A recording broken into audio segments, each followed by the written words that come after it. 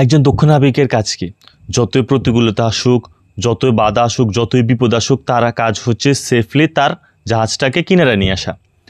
ঠিক একই কাজ করতেছেন আকবর আলী। দলের কন্ডিশন যেমনই হোক, যেমনই কম্বিনেশন হোক, পারফরমেন্স যেমনই হোক, কোনোভাবে না কোনোভাবে তিনি রেজাল্ট প্রডিউস করতে পারতেছেন। সেটা হতে পারে তার ক্যাপ্টেন্সির মাধ্যমে বা তার নিজের পারফরমেন্সের মাধ্যমে, যার ফলশ্রুতিতে রংপুর দ্বিতীয়বারের মতো এনসিএলে পরপর শিরোপা তাদের ঘরে নিয়ে যায়। রংপুর শিরোপা ঘরে নেওয়ার একমাত্র যে দাবিদার সেটা হচ্ছে যে ক্যাপ্টেন আকবর আলী। এই সে আকবর আলী যার হাত ধরে আমরা প্রথমবারের মতো আন্ডার-19 শিরোপা ঘরে নিয়ে আসি। আকবর আলী ব্যক্তিগত পারফরমেন্স যেমনই হোক, যত প্রশ্নবিদ্ধ থাকুক না কেন, কিন্তু তার ক্যাপ্টেন্সি নিয়ে মনে হয় না কারো কোনো প্রশ্ন থাকার কথা।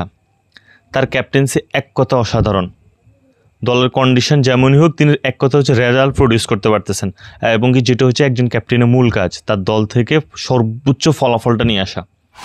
ভালো বিষয় হচ্ছে যে রিসেন্ট পারফরমেন্স যদি লক্ষ্য করি, তিনি অনেকটা ইমপ্রুভমেন্ট নিয়ে আসতেছেন নিজের মধ্যে, যেটা হতে পারে ক্যাপ্টেন্সিতে অভিজ্ঞতা সম্পূর্ণ এবং একই সাথে তার ব্যক্তিগত পারফরমেন্স ব্যাটিংয়ে। শুভকামনা ক্যাপ্টেন আকবর আলী এবং তার দল রংপুর বিভাগ।